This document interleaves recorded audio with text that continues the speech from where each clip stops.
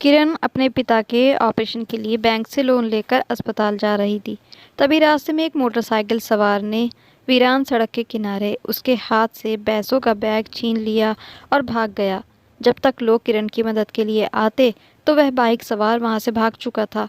जब उस लड़के ने किरण से बैग छीना तब उसकी जेब से एक बच्चे का फोटो निकलकर गिर गया था। यह लगभग 4 साल का बच्चा था। किरण ने वह फोटो उठाई और तेज तेज कदमों से हॉस्पिटल आई, लेकिन उसके पहुंचने से पहले ही उसके पिता प्रकाश जी इस दुनिया से जा चुके थे। वह पिता की मौत पर सदमे में डूबती चली गई। जब वह अपने पिता के मृत शरीर को घर लेकर जा रही थी, अचानक उसने देखा कि एक आदमी बैग लिए जल्दी से डॉक्टर के पास आया और फिर उसके बाद दोनों ऑपरेशन थिएटर में चले गए।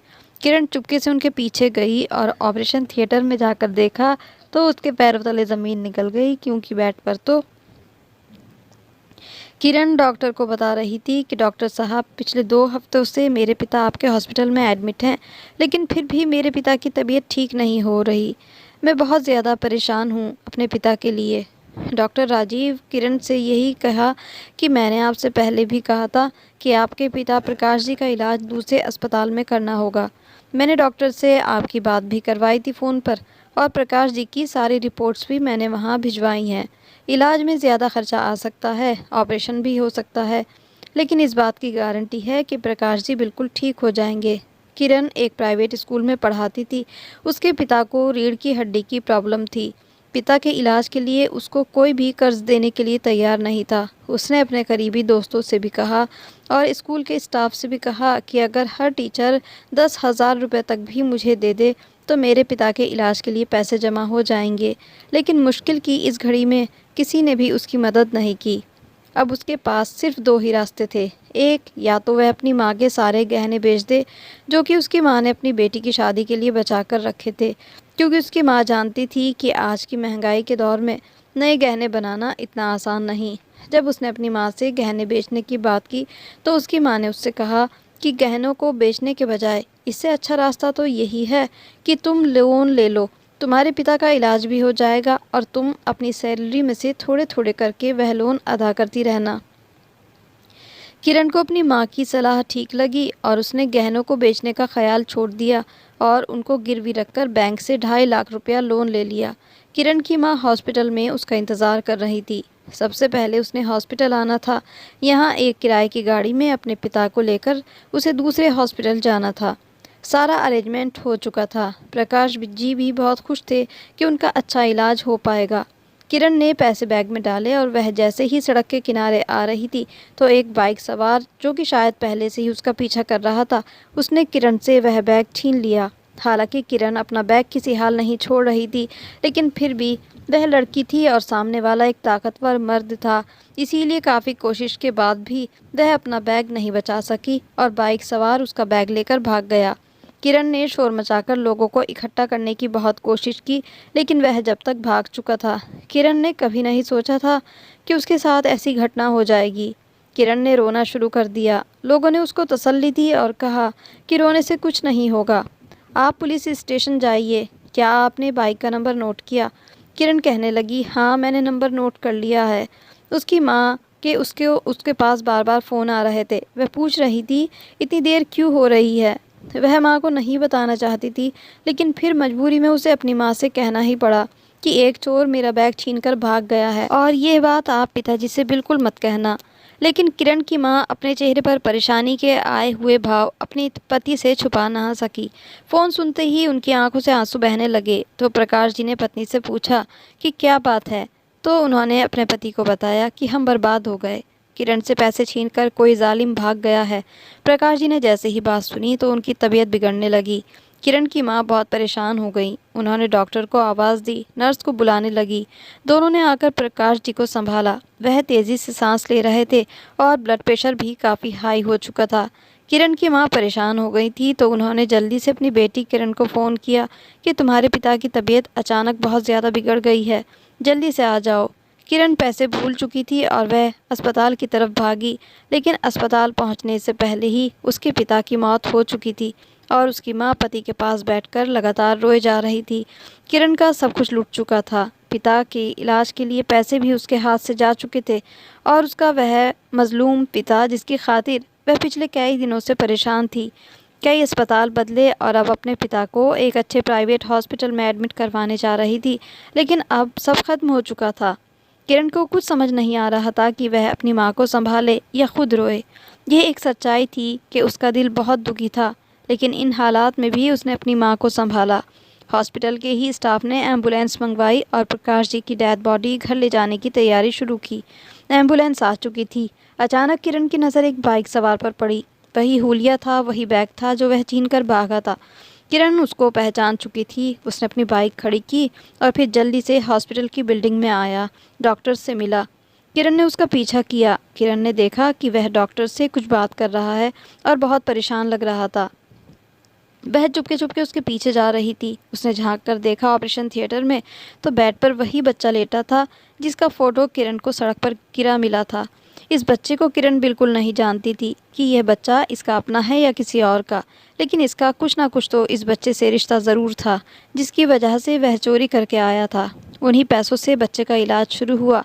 पहले तो किरण के दिल में यही आया कि पुलिस को फ़ोन करे और इस इंसान को गिरफ़्तार करवा दे, लेकिन फिर सोचने लगी कि मेरे पास कौन सा सबूत है। जिस जगह इसने मुझसे ये बैग छीना था वहाँ ना कोई कैमरा लगा था, ना ही कोई रिकॉर्डिंग हुई। सिर्फ मैं ही इस इंसान को पहचानती हूँ, बाकी तो कोई भी नहीं पहचानता। किरण इस इंसान को ही अपने पिता का कातिल समझ रही थी, क्योंकि चोरी की खबर सुनकर ही उसके पिता की तबीयत पहले से ज़्यादा ख़राब हो गई थी और फिर वह दुनिया से चल बसे।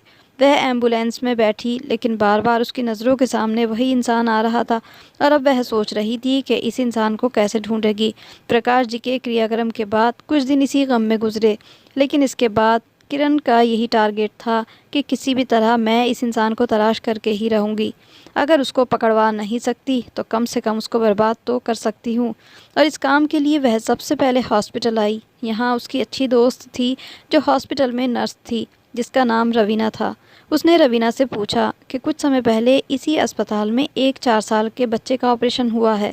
मुझे उस बच्चे और उसके पिता का एड्रेस पता करना है। रवीना ने इस बात का वादा किया कि मैं तुम्हें एड्रेस बताऊंगी, लेकिन मुझे 2 से 3 दिन लग सकते हैं। इसके बाद रवीना ने किरण को उस इंसान का नाम और उसके बेटे का नाम बताया और उनका एड्रेस भी बताया।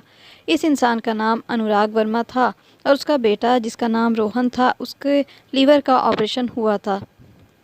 उसके घर का एड्रेस भी अब किरण को पता हो चुका था। रवीना उससे बार बार पूछ रही थी कि तुम इस आदमी का पता क्यों पूछ रही हो, लेकिन उसने अपनी दोस्त को कुछ भी नहीं बताया। सिर्फ इतना कहा कि एक ज़रूरी काम है, मैं तुम्हें बाद में बताऊंगी। किरण अनुराग के घर तक पहुंचना चाहती थी, इसीलिए अब वह सोचने लगी ऐसा क्या किया जाए। सबसे पहले उसे जो बात समझ में आई वह ये थी कि उसने अपना स्कूल चेंज किया।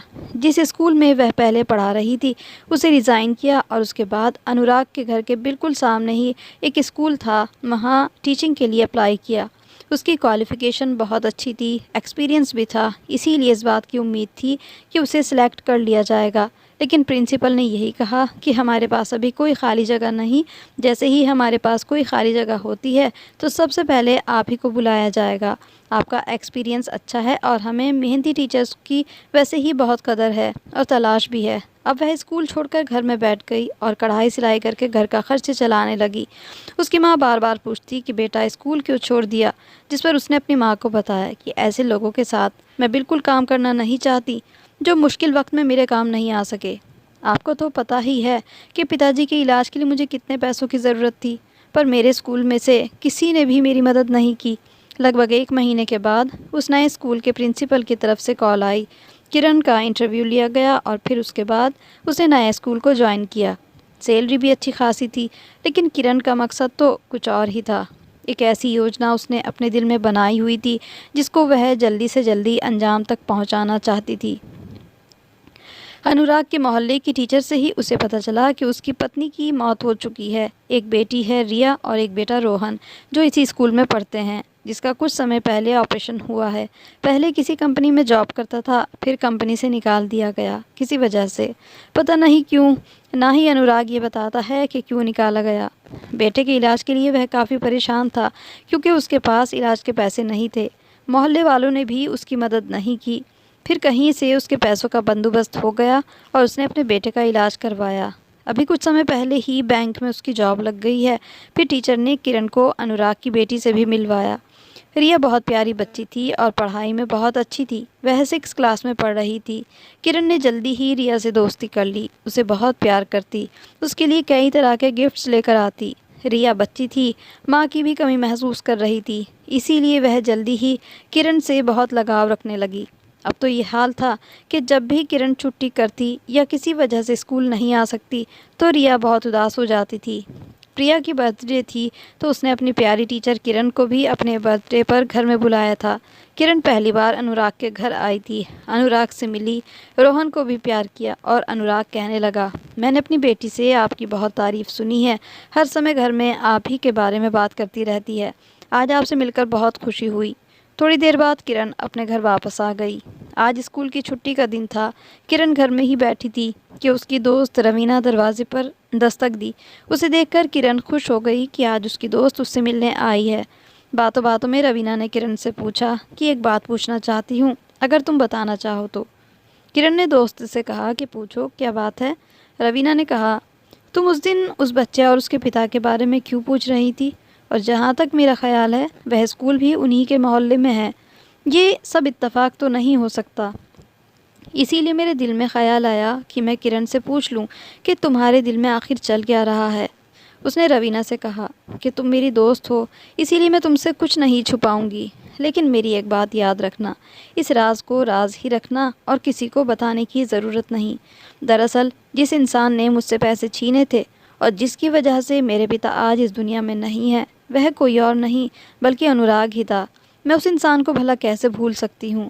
यही वह इंसान है जिसकी वजह से आज मेरे सर से पिता का साया उठ चुका है। अगर उस दिन अनुराग वह पैसे मुझसे ना छीनता तो शायद आज मेरे पिता इस दुनिया में होते।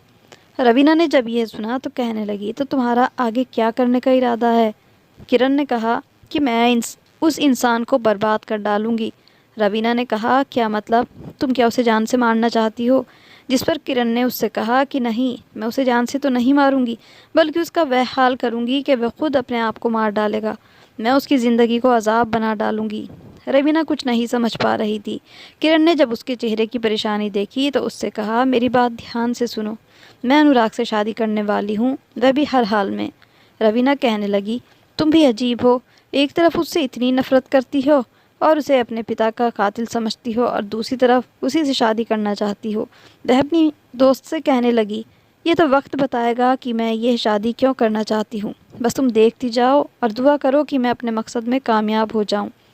रवीना ने कहा कि नहीं, मैं ऐसी कोई दुआ नहीं करूँगी, अपनी ज़िंदगी बर्बाद मत करो। अंकल तो अब इस दुनिया में नहीं रहे, वह इस दुनिया से जा चुके हैं। तो यही होता कि अनुराग को पुलिस पकड़ कर ले जाती, लेकिन अगर ऐसा मुमकिन नहीं तो ऐसी बेवकूफ़ी मत करो और अपनी ज़िंदगी बर्बाद मत करो। लेकिन किरण ने यही कहा कि अगर मेरे साथ नहीं दे सकती तो खामोश रहना और इस बारे में किसी को कुछ भी कहने की ज़रूरत नहीं। किरण काफ़ी हद तक अपने मकसद में कामयाब हो चुकी थी। वह अब अनुराग के फ़ोन पर कांटेक्ट करने लगी थी और अनुराग भी उससे अपने बच्चों के बारे में पूछता कि वह कैसे पढ़ाई कर रहे हैं, और वह भी उसके बच्चों की खूब तारीफ़ें करती और यूं बातों का सिलसिला जारी रहता। आखिरकार अनुराग ने खुद ही उससे शादी का प्रस्ताव रख दिया। कहने लगा, मेरे बच्चों के लिए तुम सबसे बेहतर माँ साबित हो सकती हो। किरण ने अनुराग के ऑफ़र कबूल कर ली और यूं उन दोनों की शादी हो गई। हालांकि किरण की माँ ने इस बात का बहुत ज़्यादा विरोध किया, लेकिन वह सच्चाई अपनी माँ को भी नहीं बता रही थी। उसकी माँ को इस बात पर आपत्ति थी कि अनुराग, जिसकी एक पत्नी मर चुकी है और 2 बच्चों का पिता है और तुमसे 8-10 साल बड़ा भी है, मैं हरगिज़ ऐसा नहीं होने दूंगी। लेकिन किरण ने अपनी माँ को मना लिया, ये कहते हुए कि मैं वहाँ खुश रहूँगी, आप अपनी बेटी की खुशी भी तो देखिए। लेकिन यह तो किरण की माँ भी नहीं जानती थी कि उसकी बेटी अपना घर बसाने के लिए नहीं बल्कि अनुराग का घर तबाह करने के लिए शादी कर रही थी। शुरू में उसका बर्ताव दोनों बच्चों के साथ ठीक रहा। रिया से बहुत प्यार करती और रोहन से भी बहुत प्यार जताती थी, लेकिन ये सब दिखावा था। वह दोनों बच्चों से नफरत करती थी। अनुराग से जुड़ा हर रिश्ता उसे जहर लगता था। यही वजह थी कि कुछ समय बाद उसका बर्ताव दोनों बच्चों से बिगड़ गया। वह उन दोनों को मारती, पीटती और मना करती कि अगर पिता को बताने की कोशिश की तो जान से मार डालूंगी। बच्चे सहम जाते थे, उन्हें कुछ समझ नहीं आ रहा था कि हमारी माँ को अचानक क्या हो गया। लेकिन किरण अपने पिता का बदला लेना चाह रही थी और नफ़रत में इस कदर अंधी हो चुकी थी कि मासूम बच्चों को भी नहीं बख्शा। बच्चे हर दिन कमज़ोर होते जा रहे थे, लेकिन वह अपने पिता को कुछ नहीं बताते थे। हर वक्त सहमे और डरे हुए से नज़र आते थे। अनुराग अक्सर उससे यही पूछता कि किरण, तुमने बच्चों के बर्ताव में बदलाव देखा है? जिस पर किरण यही कहती कि नहीं, मुझे तो ऐसा कुछ नहीं लगता, आपको गलतफहमी हुई है, बस तबीयत थोड़ी ख़राब है, मौसम की वजह है। लेकिन अनुराग अपने बच्चों की वजह से बहुत परेशान रहने लगा। हालांकि किरण ने रिया और रोहन को बहुत मारा, लेकिन रिया के बर्ताव ने किरण को हैरान कर दिया था। वह रिया को कान से पकड़कर मारती, उसके बाल नोचती थी, लेकिन उसके बाद भी बच्ची फिर भी किरण से दूर ना हो पाई। उसे माँ कहकर पुकारती और आधी रात को अपने बिस्तर से उठकर वह किरण के पास आ जाती थी। रिया के इस बर्ताव की वजह से किरण ने उसे मारना बंद कर दिया, लेकिन उसकी नफ़रत फिर भी कम नहीं हुई। अनुराग ने अब अपनी बैंक की जॉब छोड़ दी और प्रॉपर्टी का काम करने लगा। उसका एक पार्टनर था जिसका नाम अरमान था। वह दोनों पार्टनर्स थे और प्रॉपर्टी के इस काम में दोनों को काफ़ी बचत हो रही थी और देखते ही देखते अनुराग काफ़ी खुशहाल हो चुका था। उसके पास काफ़ी दौलत आ चुकी थी, नए प्लॉट ले रहा था और उन पर कंस्ट्रक्शन का काम भी जारी था। लेकिन किरण किसी हाल ये नहीं चाहती थी कि अनुराग तरक्की करे। वह तो यही चाहती थी कि किसी न किसी तरह से ये परेशान रहे। पहले बच्चों के द्वारा उसे परेशान करने की कोशिश की, लेकिन फिर उसने अपनी योजना बदल दी। बात बात पर अनुराग से झगड़ा शुरू कर देती। बच्चे जैसे ही बड़े हुए तो पिता के खिलाफ उन्हें उकसाना शुरू कर दिया। रोहन कॉलेज में ही पढ़ता था जब वह रोहन के कान अपने पिता के खिलाफ भरती, यही कहती कि उम्र के इस हिस्से में भी तुम्हारा पिता नई लड़कियों के साथ कांटेक्ट रखता है, और ऐसी ऐसी बातें करती जिसको सुनकर रोहन और रिया शर्मिंदा हो जाते थे और उन्हें अपने पिता से ही नफरत होने लगी। रिया की यूनिवर्सिटी में एक लड़का था जो उसे पसंद था। रिया ने यह बात अपनी माँ को बताई कि वह अपने माता पिता को रिश्ता लेकर हमारे घर भेजना चाहता है। मैंने सबसे पहले आपको बताया, जिस पर किरण ने प्रिया से झूठ बोला कि मैं भी तुम्हारी भलाई चाहती हूँ और तुम्हारी खुशी में खुश हूँ, लेकिन तुम्हारे पिता का इरादा कुछ और ही है। तुम्हारा पिता तुम्हारी शादी एक बड़ी उम्र के आदमी के साथ करना चाह रहा है, वह भी पैसों की लालच में। आज तुम अपने पिता की जो दौलत देख रही हो, ये सब उसने फ्रॉड से ही इकट्ठा की है, और तुम्हारा पिता लालच में इस कदर अंधा हो चुका है कि वह तुम्हारा ही सौदा करना चाहता है। एक बूढ़े के साथ तुम्हारी शादी करना चाहता है और बदले में उस बूढ़े से पार्टनरशिप करना चाहता है। रिया ने जब ये सुना तो परेशान हो गई। वह तो पहले ही अपने पिता से नफरत करने लगी थी, लेकिन अब अपनी माँ से यही कहने लगी, माँ अब आप ही मुझे बताइए कि मैं क्या करूँ। किरण ने यही कहा कि परेशान होने की ज़रूरत नहीं, मैं तुम्हारी माँ हूँ, मैं तुम्हारा साथ दूंगी, मैं खुद उस लड़के से बात करूँगी। फिर उसने उस लड़के को भी झूठ बोला और उससे यही कहा कि अगर रिया को अपनाना चाहते हो और उसकी ज़िंदगी बचाना चाहते हो तो उसे घर से भगा कर ले जाओ और कोर्ट मैरिज कर लो। उस लड़के ने रिया को घर से भगाने की योजना बनाई और इस योजना में किरण ने रिया का भरपूर साथ दिया। आधी रात को अनुराग की बेटी घर से भाग चुकी थी। मोहल्ले में अनुराग किसी को मुंह दिखाने के काबिल नहीं रहा था।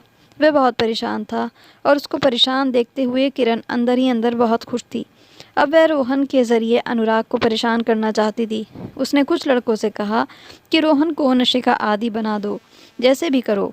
हालांकि ये मामला इतना आसान नहीं था, क्योंकि रोहन ने तो कभी ज़िंदगी में सिगरेट तक नहीं पी थी, लेकिन अब वह उस नशे का आदी बनाना चाहती थी। लड़कों ने उसके सामने शर्त रखी कि अगर हमें अच्छा पैसा दिया जाए तो हम आपका यह काम कर देंगे।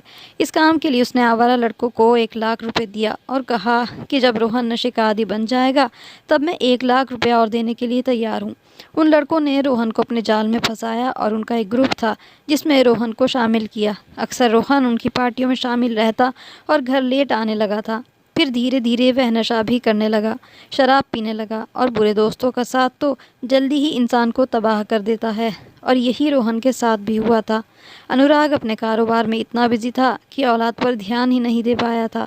हालांकि रिया घर से भाग चुकी थी, लेकिन रोहन के बारे में वह यही सोच रहा था कि यह तो बेटा है, यह तो मुझे किसी हाल शर्मिंदा नहीं कर सकता।